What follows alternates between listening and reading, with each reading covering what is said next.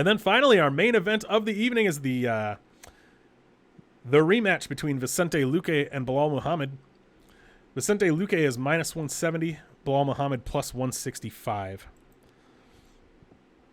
This is I don't really have a strong feelings about this fight either. I mean, I think, in order to win here, Belal Muhammad needs to get takedowns, and he needs to be able to control Vicente Luque on the ground. The problem is, obviously, Vicente Luque. Well, here, let me pull up his. Let me pull up Luque's record here. He's 21-7-1. So I'm going to start at his last fight and just work my way down. His last fight, where he fought a strong wrestler like Belal Muhammad, somebody who had the game plan of looking to wrestle with him. Vicente beats Michael Chiesa by Darce choke, 3:25 of round 1. The fight before that, he beats Tyron Woodley by Darce choke, 3:56 of round 1.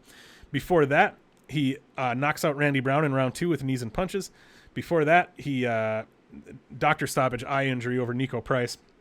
Before that, he lost a decision to Stephen Thompson. But yeah, the further we go back, he had a decision against Mike Perry, but then it was finished by punches, finished by knees and punches, finished by punches, finished by punches, another Darce choke. I mean, he's a guy who gets a lot of finishes.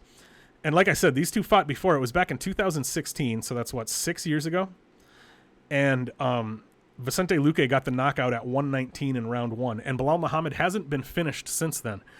So even though that was 6 years ago, you got to think to some degree, is this going to be in Belal Muhammad's head? I mean, I think Belal Muhammad is a really confident guy. I do.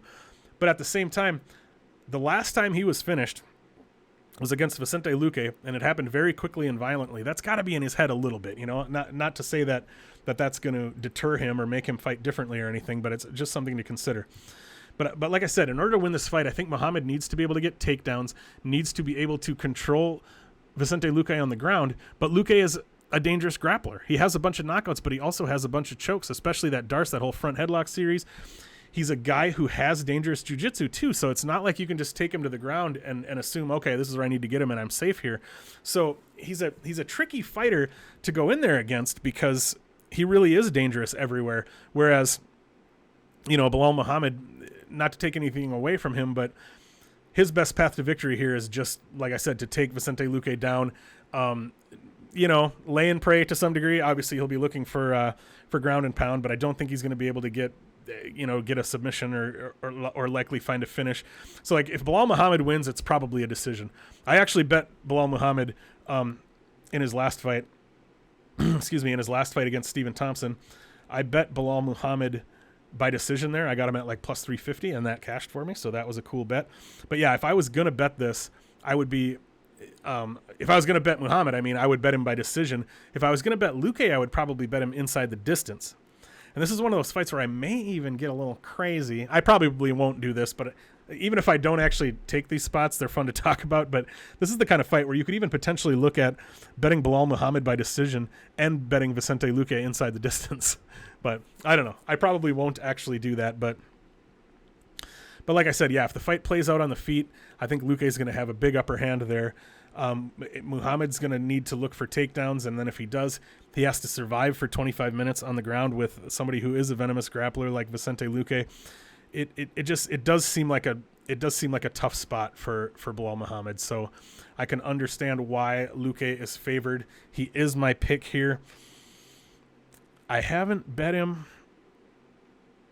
I may consider putting him in a parlay. I don't know. There's still, obviously I finished all my tape study, but I still need to, there's still some things I need to consider. There's still some props I'm waiting for to come out, so I need to look through all those. Tomorrow, being, what day is it today? Wednesday. Tomorrow, Thursday, April 14th, I will be doing a live stream at 7 p.m. Pacific with Lou Betya from the MMA Engine. We'll be doing, if you've watched my new show called Big Money Bets, where we talk about props and parlays, I'll be doing that as a live stream tomorrow with Lou Betya at 7 p.m. Pacific time. So I do still need to do my homework on the props and parlays and look through all that stuff. So there could still be more bets coming.